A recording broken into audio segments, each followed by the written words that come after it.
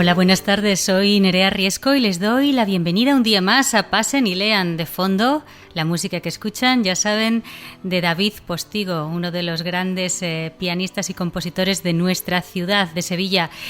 Escribir es recordar, pero leer también es recordar. Eso decía François Mauriac, escritor estadounidense. Así que no perdamos demasiado tiempo y dispongámonos a recordar. Y verán que hoy tenemos una buena razón para decirles esto, porque vamos a echar la mirada al pasado de la mano de nuestro invitado, nuestro escritor de hoy. Así que les emplazo a que nos acompañen durante la siguiente hora, porque Pasen y Lean acaba de comenzar. Nuestro invitado, se lo presento ahora mismo, él es Francisco Narla, nació en Lugo, es escritor y además comandante de línea aérea. A pesar de que es una persona muy joven, ha nacido en el 1978, jovencísimo, ya tiene una carrera muy extensa, se ha atrevido con todos los géneros, ha publicado novelas, relatos, poesía, ensayos técnicos, artículos. Estos últimos relacionados fundamentalmente con su profesión, que como les digo es comandante de línea aérea, pero también con sus aficiones. Él tiene muchas actividades, le gustan los bonsáis, le gusta tirar al arco, le gusta la pesca con mosca, le gusta la cocina. Sé de muy buena tinta que es un grandísimo cocinero. Así que ya ven, es un hombre polifacético este Francisco Narla, que también ejerce como orador, ha participado en diferentes foros, en centros universitarios, en programas de radio, en televisión, ha estado en Cuarto Milenio, en El Guardián de la Noche, está comprometido también con la defensa de la cultura y ha abanderado proyectos como Lendaria, destinado a recuperar y proteger y divulgar la tradición mágica de su tierra, que, como les he dicho, es Galicia. En 2009 publica su primera novela, Los Lobos del Centeno, tras cuyo éxito en España es editada en México para toda Latinoamérica. Caja Negra es su segunda obra de ficción, que ve la luz en noviembre del 2010, e inicia en 2012 publicando un tratado de aerodinámica, esa nueva andadura por lo que es el mundo del ensayo. En 2012 llega también su gran éxito de ventas, seguro que muchos de ustedes ya lo han leído, Asur, una apasionante epopeya en la que se narran los ataques vikingos a la península ibérica. Gracias a la buena aceptación del público y de la crítica, la obra alcanza puestos destacados en las listas de los más vendidos y, lleno de agradecimiento, Narla nos trae en 2013, a finales del 2013, una nueva novela histórica, Ronin, una narración que nos acerca al convulso Japón medieval. ¿De qué va Ronin? De la novela en la que vamos a hablar ahora mismo. Bueno, pues la sinopsis es muy interesante. Esto es el año del Señor de 1600 y Japón hierve en una eterna guerra civil. Los señores feudales alternan alianzas y tradiciones en un juego de estrategia en el que cada uno de ellos trata de hacerse con el gobierno absoluto del país de los dioses. La fortaleza de Fushimi no soportará el asedio y un samurái que se llama Saigo, está dispuesto a sajarse el vientre sin una mueca de dolor y sin emitir queja alguna. Sin embargo, la misión que le ha reservado su señor requerirá un sacrificio mucho mayor que el de la muerte. La corona española, por su parte, vive un momento de máxima expansión territorial, pero Felipe III, rey débil, ha dejado la corte en manos del duque de Lerma, quien entre corruptelas y nepotismo está empobreciendo el país y resquebrajando los cimientos imperiales. Dámaso Hernández de Castro, curtido en las campañas de Flandes, se prepara para partir hacia las Indias Orientales y ponerse al servicio del juez de la audiencia de Manila. Ha de suplir con méritos y su suficiente alcurnia tiene que aspirar a la mano de su amada, la menina Constanza. Pronto descubrirá que alguien ha disfrazado de oportunidad lo que en realidad es una trampa. El destino, como siempre, tejerá sus redes y hará que se concluya en un encuentro circunstancial que unirá para siempre las vidas de Saigo y de Dámaso. Es un placer y un honor dar la bienvenida a Pasen y Lean a Francisco Narla. ¿Estás al otro lado, Francisco? Aquí, escuchando embobado. Ay, madre mía, qué bien, qué contenta estoy de escucharte en mi programa. Tenía muchas ganas de que estuvieras con nosotros. Mira, Ronin es una gran novela que desde luego acoge un amplio espacio, no solo porque son muchas páginas. El otro día leía un artículo al respecto, hablando de las novelas con muchas páginas, ¿no? que atraen la atención de los lectores, pero también es amplia en su espacio geográfico. Hablas del Imperio Español de Felipe III, en el que no se ponía el sol, pero también hablas del lejano Japón, ¿no? Intuyo que hay un arduo proceso de organización previa antes de entrar de lleno a escribir la novela, ¿no? Sí, por supuesto. No solo por el hecho de que sea un periodo histórico distinto. Bueno, yo muchas veces digo que se puede visitar el Japón del siglo XXI, pero no el del siglo XVII. Todos los escritores de histórica, y tú lo sabes bien, Nerea, tenemos un trabajo importante cuando queremos contar historias que sean veraces. Luego ya está el compromiso entre aquello que nos interesa narrativamente y aquello que es fiel reflejo de la historia.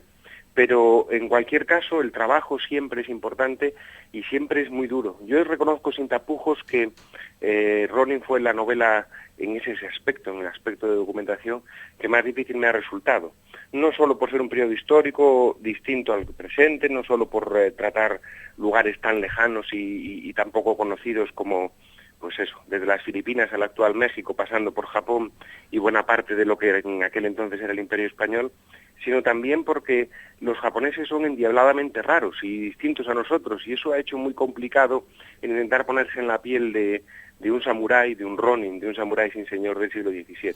¿Sí? Así que sí, como bien intuyes, Nerea, desde luego Ronin ha sido la novela más difícil para mí de escribir en mi punto de vista documental. Sí, precisamente vamos a hablar luego de eso, pero antes de continuar me gustaría que nos hablases un poco de esos dos últimos títulos de tus obras. A mí siempre me llaman muchísimo la atención los títulos porque soy una persona a la que le cuesta mucho ponerle título a las novelas. Me sorprendió Asur y me sorprende Ronin. ¿Eres diferente, original? ¿Juegas al misterio con el lector a la hora de poner los títulos a tus obras? ¿Eso cómo es, Francisco? Bueno, hombre, no tiene tampoco tanto mérito. Uno intenta ser original en el aspecto de que yo creo que siempre suena mejor aquello que es un poco desconocido. Hay que buscar las palabras con sonidos explosivos, suelen quedar más fácilmente en la memoria. Ronin era una palabra relativamente conocida para los cercanos a la cultura japonesa. Asur también lo podía ser, sobre todo desde el punto de vista del dios sirio. Y bueno, yo creo que eran palabras que sonaban bien. Y esos títulos cortos y fáciles de reproducir para el lector en español suelen quedar en la memoria, y esa era la intención. Evidentemente no funcionará con todos los lectores, uno no tiene siempre una varita mágica. No, claro. Hombre, hay títulos maravillosos que son complicados. Yo creo que El amor en los tiempos del cólera, por ejemplo, del bien recordado en estos días Márquez, o no sé... otro muy bueno, El coronel no tiene quien lo escriba, que me sale otra vez Márquez, son muy buenos, es que pero te digo una cosa. Tienden a dar una imagen distinta. Yo creo que se espera una novela diferente. Si además los títulos cortos y más potentes, con sonidos muy explosivos, pues se intuyen lo que viene detrás, ¿no? Yo creo, bueno, esa es una opinión personal. Te digo una cosa, hablabas de Gabriel García Márquez, de Gabo, que es cierto que nos ha dejado hace poco y nos ha dejado un poquito el corazón roto. Al comienzo de Ronin me ha recordado mucho a La crónica de una muerte anunciada. Ese truco, ese guiño en el cual se atrapa al lector diciendo en la primera línea que alguien va a morir, ¿no? Bueno, no era mi intención compararme con... Bueno, mi intención era el captar el interés. Yo creo que, no sé, Ronin es una novela un poco distinta, hay más, sí. Sobre todo en la parte japonesa es más poética, hay más pausas, hay más personajes, eso no a todo el mundo le gusta, pero independientemente de esas cosas, yo lo que intentaba desde luego era crear interés. Yo creo que una forma de verlo es que, a mi manera de entender, la mayoría de buenas historias suelen dar respuesta a una gran pregunta que se plantea al principio de la historia. Sí, el héroe regresará, el héroe salvará a la niña, el héroe salvará a su esposa o a su amada, tal. Esa es la gran pregunta. Pero luego, para que la historia tenga interés, hay que generar en el lector muchas preguntas pequeñas a lo largo de la historia, cuyas contestaciones van desenvolviendo la trama hasta la gran respuesta final que es esa incógnita que se planteó al principio, ¿no? Ahí está donde está el gran escritor, ¿no? Yo creo que es donde se descubre realmente la persona que está escribiendo no solo para él, sino para las personas que están al otro lado de las páginas. Yo creo que escucharte a ti a mí siempre me gusta mucho porque se aprende mucho contigo. Bueno, pues, sí, no sí, sé, es cierto. Pero además es que eso es la forma de ver el tipo de novela histórica, de aventuras que yo escribía. Yo creo que hay que comprender que hay otro género de novelas distintas en las cuales el escritor pretende otras cosas y hay que respetarlo, y han funcionado bien. La insoportable levedad del ser, que se aleja muchísimo de eso, lo digo porque el señor Kundera, Milan Kundera, acaba de sacar también hace poco algo más. Y un título maravilloso, para mí uno de los títulos más bonitos que hay de novela. El de la insoportable levedad del ser. Me parece una maravilla. A mí me parece un poco complicado, pero desde luego todos lo recordamos, ¿no? Sí. Aunque bueno, de título se podría hablar mucho. Sí. Decía que no se parece en nada y sin embargo ha sido un bestseller durante muchos años y no lleva esa trama de intentar crear intriga e interés en todos los momentos, ¿no? Yo no hace mucho hablaba con mis posibles editores norteamericanos y me decían que el consejo que le daban a nosotros los escritores es que al releer en cada página más acción, en cada página más interés, más intriga. Eso es mucho de los americanos, ¿no? Eso puede ser verdad para ciertas historias, pero no siempre, ¿no? Recurrimos otra vez a Márquez. En 100 años de soledad no todo es intriga, lo que te mueve son otras cosas, ¿no? Y la novela es excepcional. Bueno, pero bueno, yo en Ronnie Azul fue lo que intenté. El secreto del éxito es muy complicado y de eso, bueno, se puede hablar largo y tendido. En Ronin pones ante los ojos del lector dos culturas. Una de ellas la conoces bien porque, bueno, es en la que estás involucrado, ¿no? Pero la otra, a la que la enfrentas, bueno, pues es, como tú bien decías antes, diferente y contrapuesta. Son diferentes en todos los aspectos. Somos distintos, como tú bien decías antes, de Japón, en nuestro concepto del trabajo, en el honor, en la religión también. ¿Qué has descubierto? ¿Te has enriquecido al involucrarte emocionalmente en la cultura japonesa? Oh, por supuesto. Yo creo que se enriquece involucrándose en cualquier cosa, incluso en aquellas que no le gustan. Uno crece como persona y aprende nuevas cosas. Pero en el caso japonés, además, yo ya tenía un gran interés previo a la novela. Como bien has comentado en la introducción, llevo muchos años cultivando bonsái, he practicado disciplina de tiro con arco japonés, soy un coleccionista de las piedras para contemplar, los suiseki que llaman los japoneses, y conocía relativamente de cerca su cultura a pesar de ser un occidental. Sin embargo, sumergirme en ella, ha resultado muy revelador en muchos aspectos. Hay que verla con la distancia y con... Bueno, un ejemplo que podríamos llevar al uso, que sea más cercano para el lector o para el oyente. Las culturas amerindias también es algo que me interesa mucho y en Asur también hablo de los indios algonquinos y hablo de las peleas que tuvieron los algonquinos con los vikingos. Bueno, vista desde la lejanía hay muchas cosas de esas culturas que son maravillosas. Y uno ve las películas más respetuosas con su cultura sobre los pieles rojas, los Sioux, los Dakota, los Lonin, los que sean, y ven cosas muy bonitas, o ves Bailando con Lobos y te parece todo precioso. Sí, claro. Pero cuando hay que pasar el invierno en un tipi y en un campamento que huele a excrementos humanos porque no se han podido mover y tal, ya no es tan bonito. Entonces, las culturas hay que verlas desde su dimensión, intentando no quedarse solo con las partes buenas. En el caso del Japón, a mí me sorprendieron un montón de cosas que ni siquiera había llegado a entrever a través de mis años previos con el bonsái o con el tiro con arco o demás. Y desde luego lo que se hace muy complicado es trasladar la mente de un occidental al japonés feudal, porque gestos, yo qué sé, incluso el tocarse, por ejemplo, podría haber sido muy mal visto en el siglo XVII, las posturas, la forma de pensar, de razonar, y había que hacerlo con cuidado porque eso no podía ser un impedimento para el lector, ¿no? La novela Ronin tiene muchos trucos y muchas cosas escondidas de esa cultura japonesa, desde el propio nombre del personaje, Saigo Hayabusa, que significa algo dentro de la propia novela y dentro de las escenas que se producen, a muchos otros pequeños detalles, que yo espero que el lector aficionado a la cultura japonesa los descubra con gusto y el que no pase por ellos sin que le hayan supuesto un problema de ritmo de lectura. Era siempre un compromiso muy complicado. Pero por poner un ejemplo que entiendan los oyentes, tan sencillo como Ilustradores, que es de Adam Smith, de un hombre que se casó con una japonesa y escribieron un librito que era un intento de comprensión del Japón.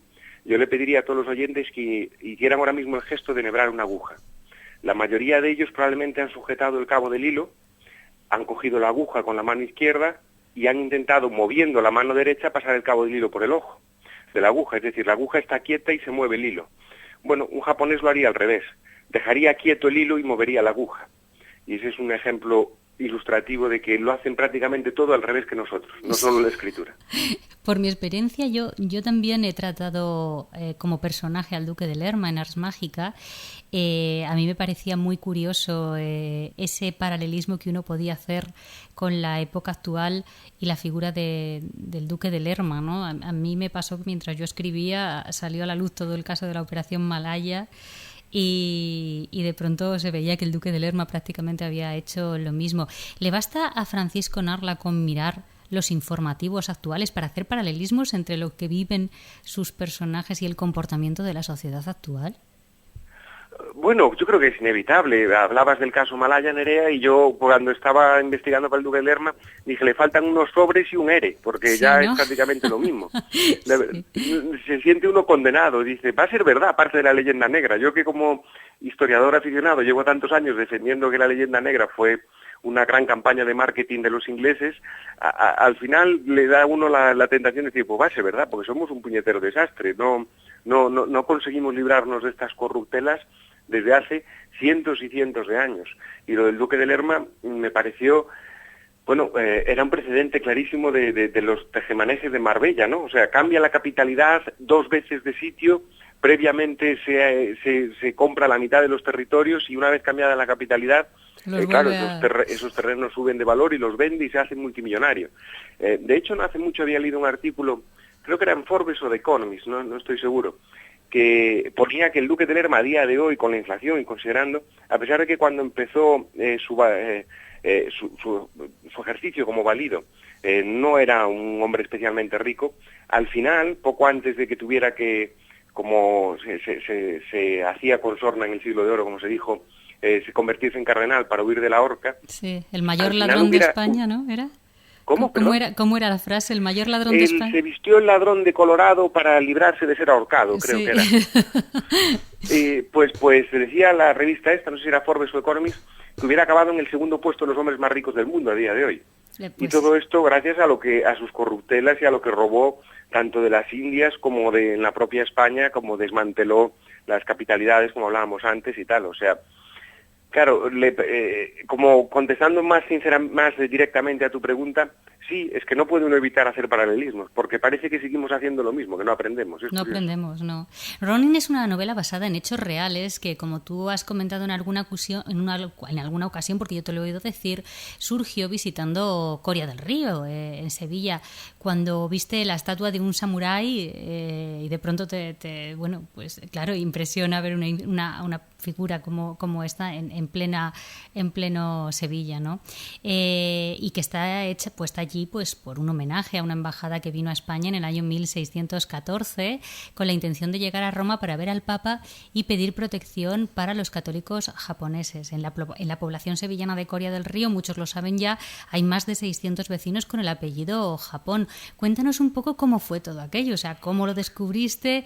De repente, yo me imagino que a ti te pasará eso, que de pronto parece que una historia ha estado esperando para que tú llegaras para dejarse ver, no sé, ¿cómo lo has vivido?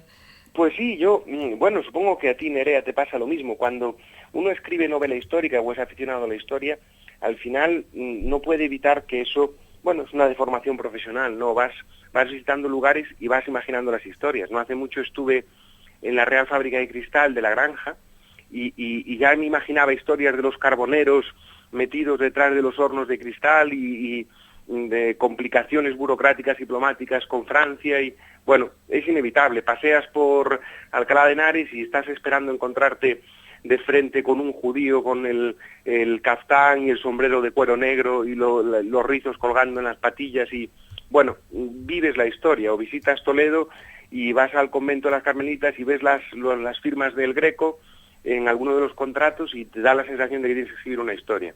Pues bien, yo iba por Coria del Río intentando conocer los atracaderos de la Armada Real, intentando ver el meandro del Guadalquivir, donde se paraban las naos que iban al puerto de Sevilla, y yo ya me imaginaba los estibadores con las corachas de tabaco, bueno, el tabaco no, porque ya lo prohibió en aquel entonces Felipe III, pero con los tamarillos, con la seda, bueno, iba buscando ver eso, vivir eso, y me topé con la estatua que, como muy bien has introducido, se erigió en honor a Hasekura Tsunenaga por esta expedición que hubo, que fue el detonante a su vez de la novela. Y me llamó tanto la atención, yo siempre digo que me sonó a mojar mejillones en el café con leche, ¿no? Como samuráis en Sevilla, pero ¿qué pinta imagen, eso? Narla. Qué imagen. Pero es así de Pero ha quedado claro, sí. Claro, y yo casi me caigo de culo, y entonces me puse a investigar, y entonces en principio yo siempre cuento lo mismo. Decorados para posibles historias hay muchos, luego hay que encontrar la historia. Entonces Samuráis en Sevilla sonaba muy bien, pero luego había que descubrir si ahí podía haber una novela. Al empezar a investigar por propia curiosidad, por ejemplo, tú ahora has hecho referencia a una de las teorías de por qué vino esa embajada, para esas venias papales. Pero no todos los historiadores están de acuerdo. Eso ya creaba interés, el que no se tuviera muy claro, ¿no? Hay otra gente que opina que tuvo más bien que ver con una misión de espionaje que se había alzado con el poder en Japón, Tokugawa, para conocer la capacidad armamentística y naval de esa España que dominaba el mundo. Porque a él ya le habían llegado rumores de que, según el Tratado de Tordesillas, que esto resultó bastante simpático en las crónicas, Japón ya era propiedad de España o de Portugal, porque acorde al Tratado de Tordesillas, España y Portugal se habían dividido el mundo, y los cosmógrafos estaban dilucidando a ver si Japón correspondía al Reino de España o al de Portugal. A lo cual Tokugawa respondió, Japón es mío, pero bueno. Entonces esa es otra de las teorías. Otra de las teorías habla de que después de una revuelta en Japón, Tokugawa, este regente, este shogun, que sería la palabra, intentaba deshacerse de ciertos comerciantes que hubieran podido financiar un nuevo alzamiento. Claro, todos estos elementos oscuros respecto a los motivos de la embajada ya le daban interés. El hecho de que se hubiera olvidado y que fuera poco conocida le daban interés. Y luego los elementos propios de Occidente y de Oriente, pues lo que se ha hablado al hablar de la sinopsis de la novela, Flandes, la corrupción del duque de Lerma, la unificación del Japón, que vive un momento tremendamente dramático, ya empezábamos a tener algo más que un decorado, ya empezábamos a tener los mimbres para una historia. Ya había que añadirle nada más que algo de sexo, algo de pasión, alguna venganza, un par de peleas, y ya teníamos casi una novela. Entonces fue una construcción, a raíz de ese descubrimiento casual, tenemos el decorado, y a partir de ahí, al investigar, al leer por puro interés histórico, descubre uno que tiene los mimbres para contar una buena historia. ¿Y cómo es la reacción de lo que tú estás sintiendo con los habitantes de Coria del Río? Que me consta que sí, tienen ahora muchísimo interés por ti, que te invitan a estar allí. ¿Cómo te reciben ante esa circunstancia, ¿no? De que alguien haya querido reflejar su pasado y además de una forma tan exitosa, ¿no? Ronin es una novela de gran éxito. Bueno, yo tengo que decir que me siento muy agradecido siempre. Yo creo que los escritores no somos más que egocéntricos con papel disponible, y que no somos escritores hasta que el lector nos lee, ¿no? Y me siento agradecido a cualquier lector en cualquier lugar. Solo las historias que se recuerdan son las historias que merecen la pena, así que cualquiera que recuerde mis historias bueno, los lectores son mis jefes, yo pago los garbanzos gracias a que ellos compran libros, o sea que es maravilloso. Pero en el caso especial de Ronin ha pasado algo a nivel institucional que ha sido maravilloso. Aparte de los premios, de las menciones y demás, que la novela ha parecido captar dentro de la crítica y el mundo de los sesudos y entendidos de la literatura, he conseguido acercarme a ciertas instituciones, como la embajada japonesa, como, bueno, hay copias de Ronin en la Casa Real, en la Casa Imperial en Japón, todo gracias a que haya coincidido este feliz acontecimiento de que la novela ha salido con el 4º centenario de la celebración de la llegada de esa embajada. Y en el caso de Coria, pues muy especialmente. Tuve la fortuna de estar presentando la novela allí, volví hace un par de días, estuve hablando con ellos dentro de las celebraciones del año dual, el ayuntamiento se ha portado muy bien, muchos habitantes se han sentido, bueno, me han hecho llegar ese contento por el hecho de que pues ahora se sepa de Coria no solo en toda España, sino donde se traduzca la novela, y les hace ilusión porque ellos llevan muy a gala, desde que se redescubrió esa expedición que había mantenido en el olvido.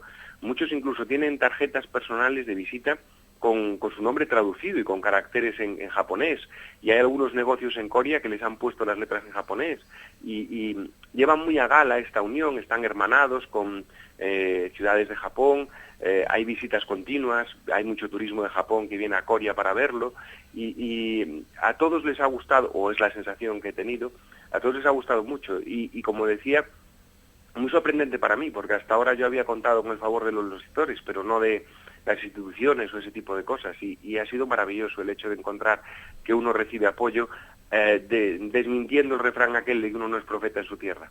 Otra de las cosas que un lector ávido no debe de perderse en Ronin es sin duda el cuaderno de notas que aparece al final de la obra. Yo no sé si eso ha sido una decisión tuya, porque yo sé que muchos editores recomiendan a los autores que incluyan estos anexos, un poco como el making of, ¿no?, de la novela. Yo no sé si esto es tu caso, o si tú decidiste que querías darle al lector también ese plus, ¿no? Es una decisión personal, tanto en Asur como en Ronin.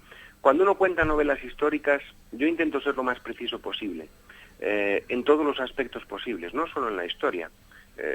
Bueno, yo como lector reconozco que soy muy pedante, y a veces cuando, pues no hace mucho me pasó con una novela una novela negra, se hablaba de un asesinato y de cómo el asesino usaba el cuchillo y tal, y las heridas que describían eran anatómicamente incorrectas, y el cómo se estaba desangrando esa víctima y tal. Y dejé el libro. Yo intento ser lo más preciso posible. Con el arco, por ejemplo, me pasa mucho. Me encanta tirar con arco, o con la aviación también, como otra parte de mi vida. Lee uno algunas a veces novelas en las que hay escenas de aviones y dice, pero este no se ha molestado en visitar un avión. O este no ha visto un arco en su vida y está contando una escena de tiro con arco. Entonces, cuando me tomo licencias, por ejemplo, en el caso de Ronin, hubo 2 naufragios previos de españoles en el Japón. Yo en la novela lo resumí en uno solo, y me parecía que yo tenía que explicarle al lector, miren, perdonen, yo me he tomado esta licencia, en realidad los datos históricos son estos, y yo he hecho un solo naufragio para darle más ritmo a la novela narrativa, porque me parecía que el repetir una escena similar podía resultar cargante y tal.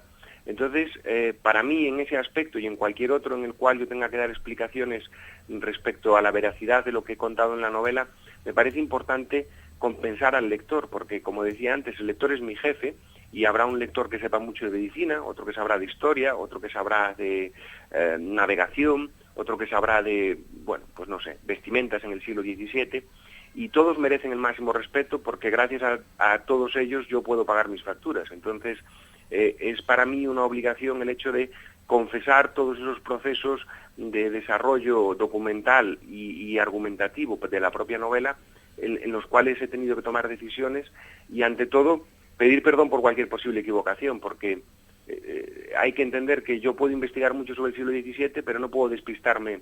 Pues yo qué sé, un ejemplo que tuve que hablar un par de tardes con bodegueros sobre los vinos, o cómo se servían los vinos en el siglo XVII. El acceso al agua era tan escaso en la mayoría de sitios que se bebía vino en abundancia, y muchas veces rebajado, y no se bebía como ahora, ni se cultivaba como ahora. No sé, hay que tener mucho cuidado, porque cualquier lector puede tener conocimientos muy profundos de un tema, y como respeto a ellos, como máximo respeto al lector, a los jefes, como digo yo, hay que ser lo más preciso posible. Y esos cuadernos de notas, tanto Asur como en Ronin, bueno, pues me permiten hacer un acto de contrición y confesarme ante los lectores. Qué bueno, me gusta escucharte, porque escuchándote se sabe cómo trabaja un novelista, cómo trabaja un novelista de novela histórica, y cuánto se aprende con la novela histórica, ¿no? Me gusta escucharte. Para terminar, Francisco, ¿en qué estás trabajando ahora, si es que tienes tiempo? Porque claro, es que haces de todo, estás en todas partes. Yo no sé si te dará tiempo a estar ya elucubrando una nueva obra. Sí, estamos finalizando la nueva novela, que yo espero dar una sorpresa a los lectores, porque va a ser más pequeñita.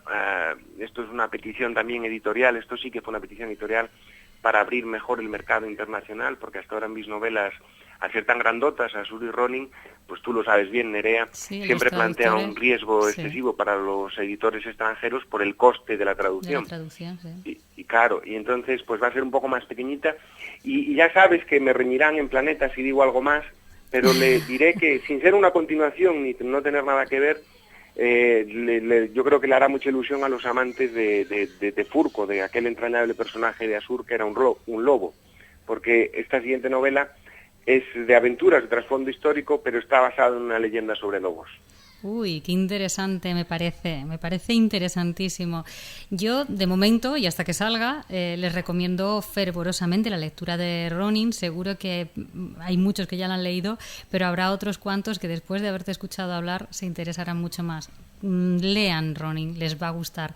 Y muchas gracias, Francisco, por acompañarnos. Espero que nos veamos dentro de nada, de un ratito, y siempre es un placer. Tienes las puertas abiertas para cuando quieras. Muchas gracias, Nerea, es un placer hablar contigo y gracias a ti por el interés, ¿no? Pues encima que me das voz y me acercas a los lectores, al revés. Gracias a ti. Un abrazo. Un abrazo.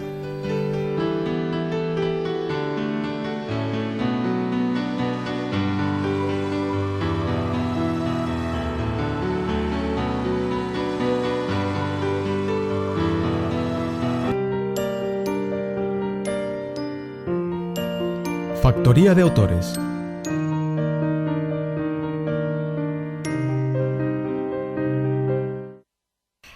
Pues efectivamente, hemos llegado a nuestro espacio, a nuestra factoría de autores. Para los que no estuvieron escuchándonos la semana pasada, les comento que esto es un espacio que llega de la mano de Factoría de Autores y que es un taller de creación literaria, tal y como les estoy contando. Factoría de Autores, por si a alguien le interesa, se quiere acercar, se quiere meter en la página web, es un proyecto para escritores que está dirigido y que está trabajado por escritores. Es un proyecto que ha nacido con la intención de ofrecer dos tipos de servicio. Por un lado, desde Factoría de Autores se imparten talleres de creación literaria y por otro también se da cobertura a necesidades profesionales básicas del sector. Se hacen informes de lectura, correcciones de texto y muchísimos más servicios editoriales. Si estás interesado en un taller de escritura, pues nada, te acercas, entra en la página Factoría de Autores y los verás todos. Además está todo muy muy bien explicado y nada, la mejor prueba de que todo esto va fenomenal es que muchos de los alumnos, de antiguos alumnos, ya están ganando premios, ya están publicando, ya están editando. Este taller de creación literaria tan particular, bueno, pues está aquí estamos acompañados con dos de esas personas que son los jefes de la banda, son Concha Perea y Teo Palacios, que creo que están al otro lado del teléfono. ¿Estáis ahí? Pues por ahora solo estoy yo. Ay, Dios mío, Concha, qué alegría escucharte, qué bien, me alegro muchísimo. Yo siempre quiero aprender mucho con vosotros, yo sé que vosotros tenéis muchos años de experiencia dentro de esto de enseñar, pero también de esto de escribir. Concha Perea es una de nuestras grandes autoras locales, La Corte de los Espejos está vendiendo muchísimo y hay un montón de... A mí me da mucha envidia siempre las presentaciones o las firmas de libros de Concha, porque la gente viene disfrazada de sus personajes. A mí eso me encanta, Concha. Sí, a mí también. A ti también, ya lo sé. Porque me sorprendo mucho. Y yo no sé si estará por ahí ya Teo. Vaya, parece que Teo todavía no lo tenemos, pero lo que sí que os quería preguntar es qué es lo que vamos a hacer hoy en Factoría de Autores, qué planes y qué proyectos tenemos. Pues mira, lo que vamos a hacer es organizar un pequeño mini taller en el que siempre vamos a dar una serie de pequeños consejos para escribir relatos. Y bueno, si alguno de vosotros se anima pues a escribir un microrrelato con lo que vayamos explicando en este taller y quiere mandarlo, pues incluso podría llegar a leerse en la sección, ¿no? Tenemos que ir dándole vueltas a cómo de largo puede ser ese microrrelato, porque claro, si hay que leerlo no podemos estar ocupando todo el programa con la lectura, pero bueno, quizá una cosa corta e interesante se podría leer, siempre y cuando haya radioyentes que se animen, ¿no? Sí, ¿A ti qué te parece, Nerea? Hombre, yo pienso que lo ideal de los talleres precisamente es la participación del otro. O sea, nosotros podemos darles aquí unas pautas básicas, pero el lector o el escritor, en este caso, la persona que se quiere comprometer con nosotros en este taller de escritura, debería de participar. Yo les emplazo a que entren en mi web, en nereariesco.com, que entren en el blog Espíritus Volátiles, personajes y que a partir de ahí pues ustedes pueden colocar sus relatos. En este caso, si son microrelatos, pues mejor que mejor, ¿no? Porque cabrían muchísimos más y, en fin, sería estupendo, maravilloso. Pues sí. Entonces, esta semana lo que queríamos hablar era de los narradores. Pero no del tipo de narrador, o sea, no de que eso se lo hablaremos más adelante, no del narrador omnisciente, no del narrador deficiente, sino de el punto de vista del narrador. ¿Por qué? Porque una historia cambia muchísimo dependiendo de si tú eliges contar una historia en primera persona o si decides contarla en tercera o incluso, aunque es más raro, en segunda persona. ¿Por qué? Bueno, porque imaginaos, hay ciertas historias que requieren un narrador en primera persona por la fuerza que tiene esa historia, si es el propio protagonista o el propio testigo el que lo cuenta. Sin ir más lejos, Moby Dick no sería lo mismo si no empezara "Podéis llamarme Ismael". Ahí ya en ese primer acercamiento a esa primera persona hay una conexión, ¿no? Claro, ahí primero se presenta y además te está metiendo en el libro. Tú eres el lector, tú puedes llamarme Ismael. Y yo te voy a contar tu historia a ti porque me interesa que la sepas. Ahí hay una cercanía del lector con el narrador que es muy interesante y que le da muchísima fuerza a lo que estás contando. Yo creo que Teo ya está al otro lado del teléfono. Teo, ¿estás por ahí? Sí. Por aquí Sí. ando, por aquí ando. Mira qué bien, pues ya estamos todos. ¿Has escuchado de lo que estábamos hablando, narradores? Sí, Concha os está hablando del narrador en primera persona. Sí, venga, pues vamos a seguir, que esto me está interesando mucho. Pues sigue contando, Concha, que yo me uno a la fiesta ahora. Pues yo les decía que, por ejemplo, ciertas historias, pues por proximidad o por interés emotivo, ganan mucha más fuerza si esas historias se cuentan en primera persona, ¿no? Ponía de ejemplo el inicio de Moby Dick, pero por ejemplo una historia como Pascual Duarte también perdería mucha fuerza si nos la contara una tercera persona. Es mucho más desgarrador que sea Pascual Duarte en su celda el que nos cuente los motivos que lo han llevado a estar en la situación en la que está. Su pobreza, su historia desgarradora es muchísimo más fuerte porque nos la está contando quien la vivió. La tercera persona es un narrador que marca una cierta distancia con respecto a la historia y aunque puede resultar muy, muy interesante según lo que nos quieras contar, siempre tenemos que tener en cuenta que quizás lo que queramos transmitir en nuestro relato gane o pierda más intensidad según la persona que lo cuente. También es verdad que el omnisciente o el narrador en tercera persona y sobre todo el omnisciente es el más cómodo quizá, ¿no? Desde el punto de vista narrativo. Es el que te permite hacer lo que quieras y como quieras. Claro. Pero, claro, el narrador en primera persona tiene elementos que, como decía, pueden hacer que tu historia se viva de forma completamente diferente. Concha hablaba de la intensidad. Es lógico.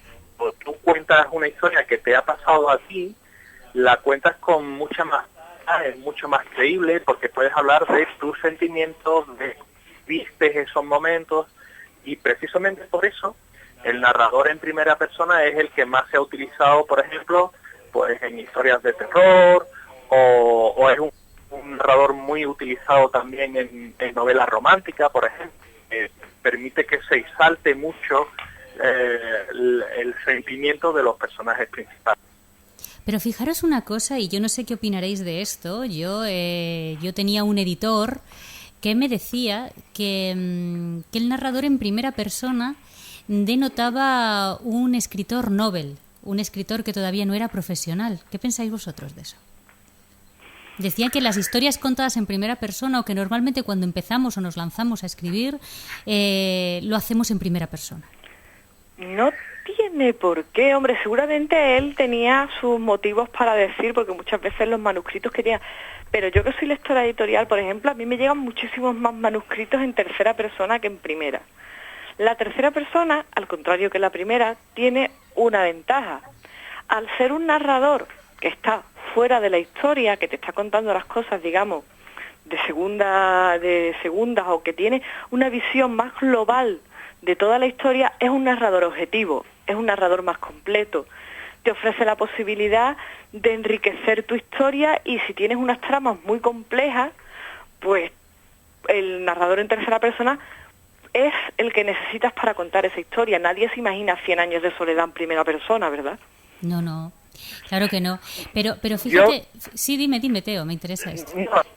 Que yo imagino que este editor haría ese comentario por el hecho de que muchas veces él no es capaz de diferenciar su faceta de autor con su faceta de narrador, y entonces tiende muy bien. ocasiones a contar la historia como si fuera él el narrador y todo lo que pueda hacer, ¿no? Hay que tener cuidado, ciertamente con eso hay que tener cuidado, porque tú no puedes ser narrador, protagonista de tu historia. Precisamente lo que estás diciendo, yo creo que es la cuestión. Yo creo que hay un conflicto cuando empezamos a escribir, cuando la gente se lanza a escribir, y es en esa falta de diferenciación entre quién es el narrador y quién es el autor de la obra. Y yo creo que eso, ahora que estamos hablando de los narradores y que es nuestro pequeño taller, nuestro micro taller de creación literaria, factoría de autores, yo creo que eso es importante que lo tenga en cuenta el futuro escritor, ¿no? Yo soy el autor, yo soy la mano que escribe, pero el narrador no está, es otra persona, ¿no? soy yo.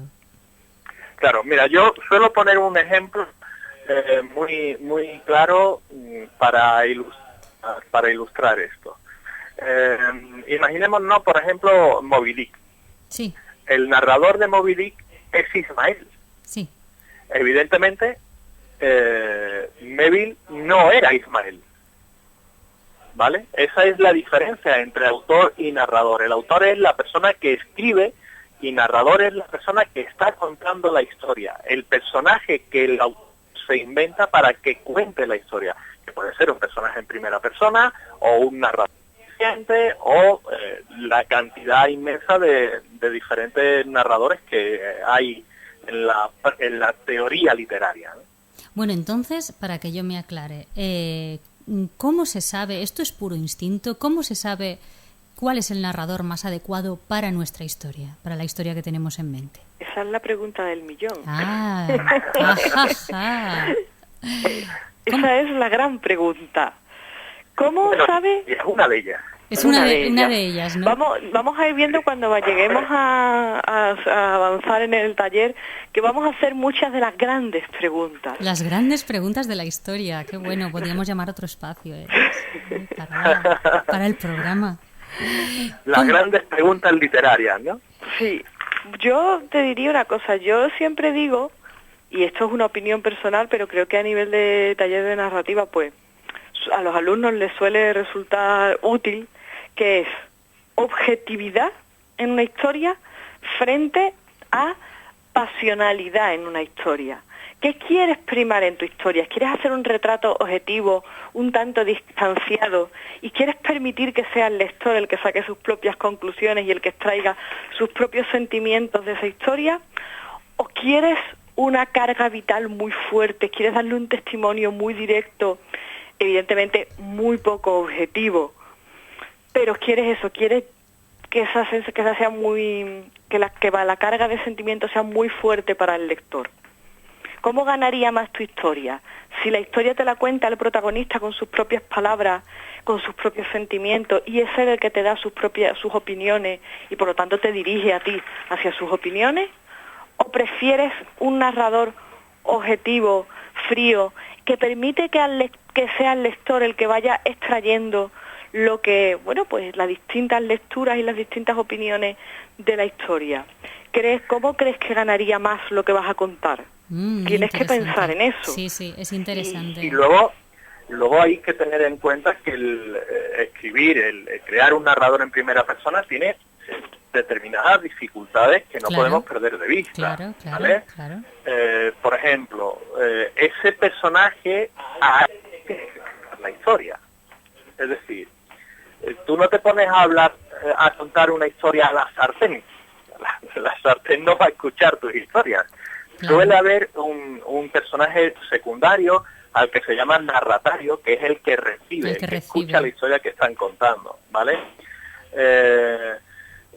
Tienes además que crear un personaje narrador que sea muy carismático, porque si la persona que te cuenta la historia no tiene ningún interés, ni sabe contar la historia de forma que te enganche, pues igualmente estás perdiendo a lo mejor la oportunidad de crear una gran historia, porque te equivocas en la manera de plantear el narrador que la está contando. Bueno, en ese caso, aunque estoy totalmente de acuerdo contigo, también hay excepciones. Estoy pensando en otro relato de Herman Melville, Waterbury el escribiente. En ese, el personaje que narra la historia es un oficinista que va todos los días a su trabajo creo que era una notaría. Pues tú imagínate, el trabajo de un notario día tras día tras día. Él no es que sea un narrador especialmente interesante. Lo que es interesante es que él pues se empieza a obsesionar un poco con la figura de este escribiente tan particular que tiene en el trabajo, lo ve como una persona muy curiosa, y él desde el punto de vista, en este caso, la primera persona pues somos todos nosotros, ¿no? Eres tú que vas al trabajo y te encuentras que en tu oficina hay un tío muy raro, que hace cosas muy extrañas. Entonces es la visión de una persona absolutamente común frente a alguien que está muy lejos de lo común.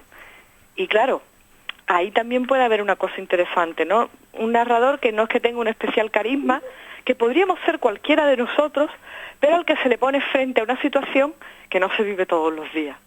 Pues a mí me parece que hoy desde luego hemos dado mucha información y mucho en qué pensar para todos aquellos que se quieren poner a escribir. Yo les propongo, por si les hay osados y han decidido tomar notas, que yo imagino que habrá alguno que estará tomando notas de todas estas lecciones magistrales que estamos recibiendo, además de autores que tienen éxitos de ventas, que ya son autores consagrados, como son Teo Palacios y Concha Perea. Yo les propongo que si quieren, bueno, pues en el blog, en Espíritus Volátiles, nos escriban. Yo propongo, lo lanzo así a vuela pluma, una pequeña historia, no sea muy larga, de media cuartilla o algo así, y que esa misma historia la narren en primera y la narren en tercera persona, en narrador omnisciente, para que ellos vean cuál es la diferencia, se enfrenten a las dificultades y sepan cuál les gusta más. Yo creo que es una manera también de poder poner en práctica esa especie de instinto que te dice cuál es el narrador adecuado para la historia que tú quieres contar, si os parece. Es una gran idea. ¿Os parece buena idea? Bueno, pues yo encantada entonces de ponerla en marcha, y por supuesto os agradezco a los dos, a Concha Perea y a Teo Palacios, que hayan estado con nosotros. A Teo no le despido del todo, porque ahora dentro de un momentito tiene que darnos ese espacio, el punto sobre la i, y emplazaros para la semana que viene.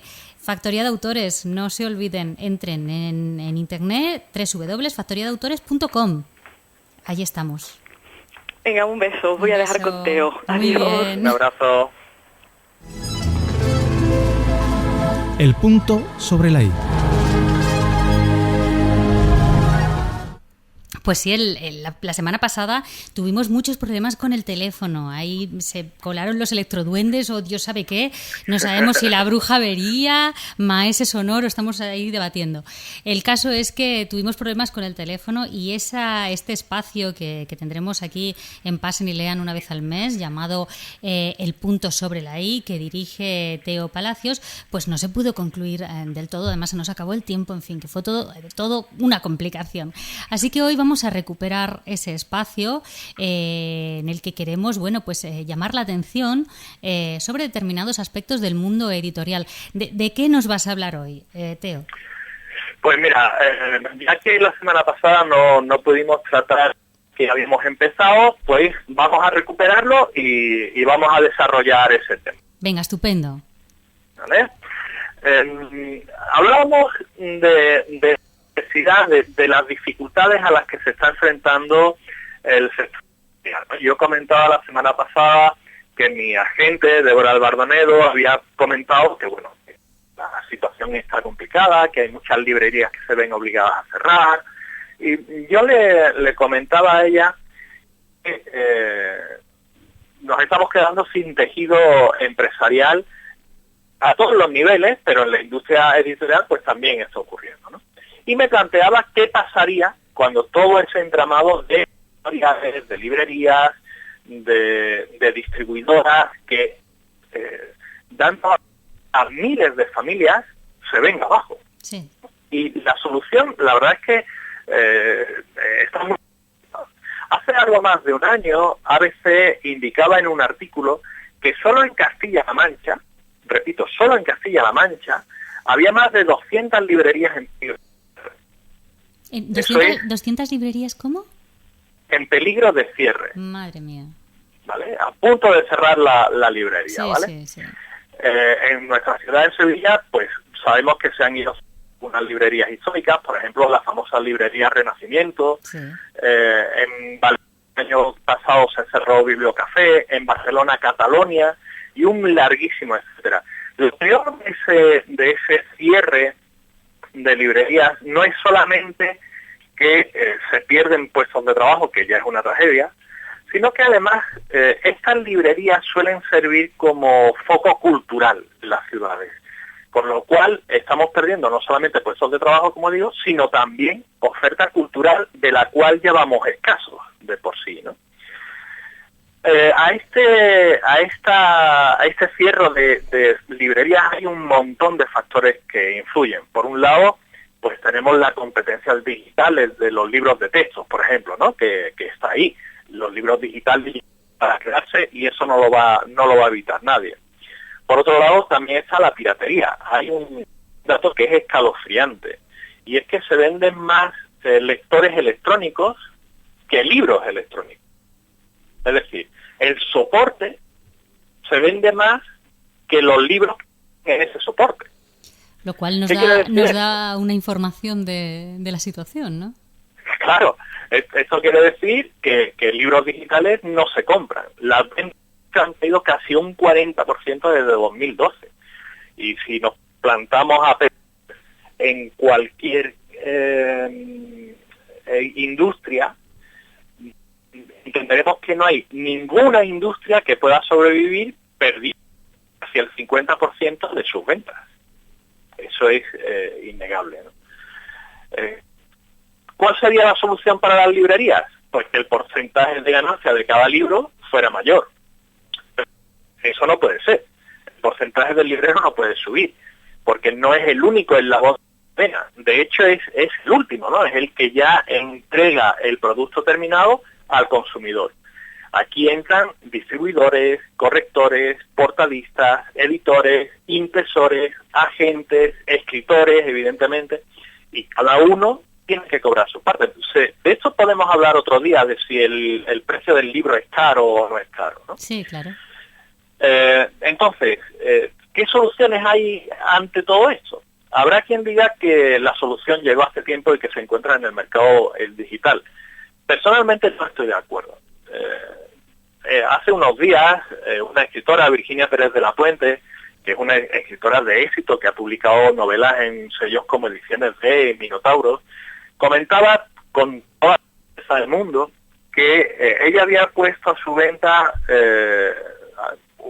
una novela de forma autoeditada, la había trabajado ella, ponía la venta solo por €1. Y 4 días después de la venta ya estaba pirateada esa novela. O sea, que lo que no hay es conciencia del robo, ¿no? No es realmente el hecho del dinero, sino que realmente se piratea porque se puede piratear. Efectivamente. Hace unos días yo leía un artículo que explica que la persona que descarga, que efectúa la descarga, no está cometiendo delito. El que comete delito es el que es disponible ese libro para descarga sin contar con los derechos del autor para efectuar esa puesta a disposición de las personas, ¿no? Entonces, ¿qué queda claro con el ejemplo de Virginia Pérez de la Puente? Que evidentemente la solución no está en el libro digital. Y nos encontramos con que el mercado tradicional ya no vale, pero el mercado digital tampoco. Y entonces estamos ante una situación en la que no hay alternativas. Al menos, por el momento, no ha surgido un tercer mercado que pueda plantear nuevas posibilidades. Es interesantísimo lo que nos cuentas, Teo. Siempre te emplazamos para dentro de unas semanas para que vuelvas a poner ese punto sobre la I, y nosotros, pues, lamentablemente es que se nos acaba el espacio de Pasen y Lean, y nos tenemos que despedir. Les diré que, bueno, que aprovechen que Perfopoesía, el Festival Internacional de Poesía de Sevilla, está ya aquí, que lo disfruten y que les doy, bueno, pues